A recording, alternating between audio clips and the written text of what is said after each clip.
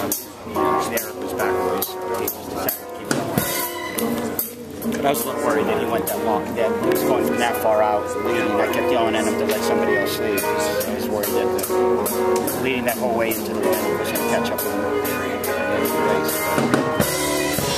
Yeah, and then I was nervous at the end because I thought, 3 laps to go, we should let the guy take the lead. And he waited. He ran the second to last lap slow. And then that was smart. And then he waited for him to jump in first. And so he just gave himself a lap to rest. Yeah. With his incredible streak of wins in nationals, was it important to win?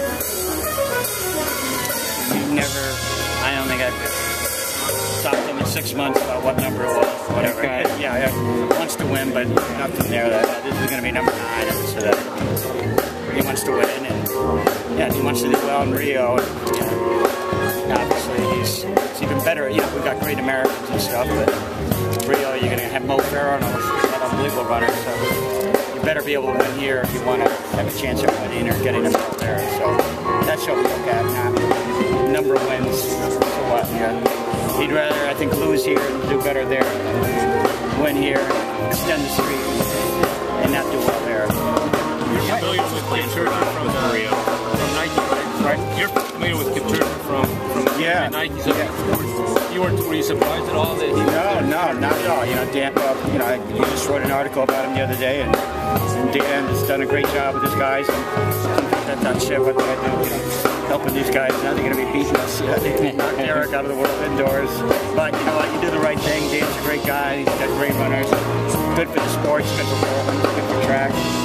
I'm real proud of Dan. Have 2 guys on the team, I told him that if Couture had passed Galen at the Atlantic, I would have been discouraged, but I would have said, all right, well, at least it's somebody that kind of was influenced by the Oregon project and Liam Brown, so that's okay.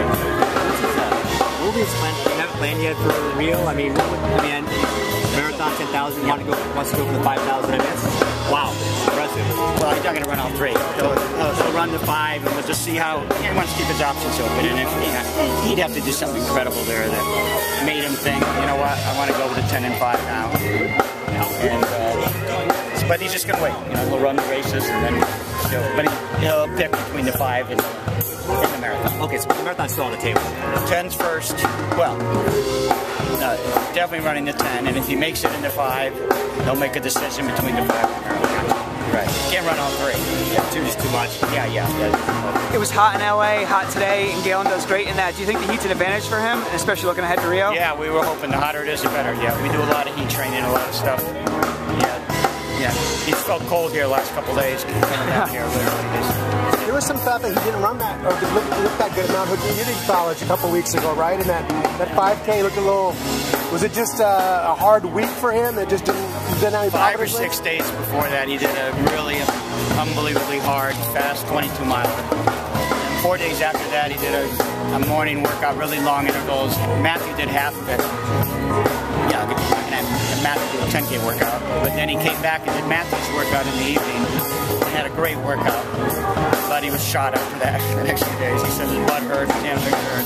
So we were really happy with the speed it showed, but it was too close to that race. But he was exhausted. Can you say a little about walking the fine line between the marathon training and even 5K? Still doing? Well, it's a matter at some point. You just want to have those great workouts in each, and you're not having, you don't have the time. You can't have an easy and a moderate and a killer workout for the marathon. You can't have an easy, a moderate, and a killer workout for 10K. You got to kind of decide, right, this week we're going to do a super hard marathon workout. Next week it'll be a super hard 10K workout. But in a way, I always kind of think, sometimes we kind of overdo stuff. And you do too much. If you can do that killer hard workout in it, you really need to do the easy and the moderate. So as we get closer now, and the strength, I think, seeps through to the 5 and 10. And he could run his best on the track now. Who knows? But doing more strength stuff. Sometimes you change as you mature, and maybe he shouldn't be doing as much stuff. Maybe this will be better. Does he ever impress you? It just seems from the outside looking at it, it's just super impressive. Marathon, 10,000, possibly running the week, wants to run the 5. Does he ever impress you? You're like, wow, this is a freak of an athlete. Yeah, I would say this. I have never seen anyone in my life, including myself.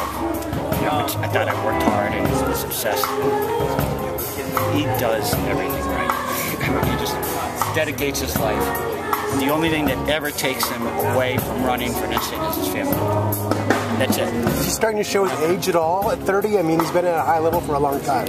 No, I don't think so. You know, we look at Bernard McGott. He's, 40, 41. You know, we joke he got another 10 years ago. I don't know if I'm going to want to keep doing it, but he'll invite another coach. Go Dan Brown, maybe. Yeah, right. Yeah. But yeah, I would just say what impresses me most is his work ethic, his mental toughness, to be able to get up and down, all the pressure, limelight that's on him, sometimes bad, sometimes good. He just doesn't care. He pushes it aside, and, he says, I care for my friends, my family, and what God thinks, and what other people think. I can't handle that. I can't change that. I'm just going to go forward. He does a much better job of that than me. He shoves it off. At what point did the marathon really become a priority for you guys, and you decided something that he was going to focus his effort towards? Well, I think since the Olympic trials marathon, yeah. I was trained for that for a couple of months. I guess, when did you guys decide it was something that you were going to pursue at the Olympics? Well, I talked about it probably 5 or 6 months before the Olympic trials marathon. But once he ran that, he made it. I thought, all right, probably definitely going to run the Olympic trials marathon. Al, what's the deadline for declaring which event Galen's going to run? I don't know. I don't know if it's the last day here or a few days later, but he will, we don't want to screw around with other people's stuff. He'll run that 5K and he'll make an immediate decision, within a day or whatever.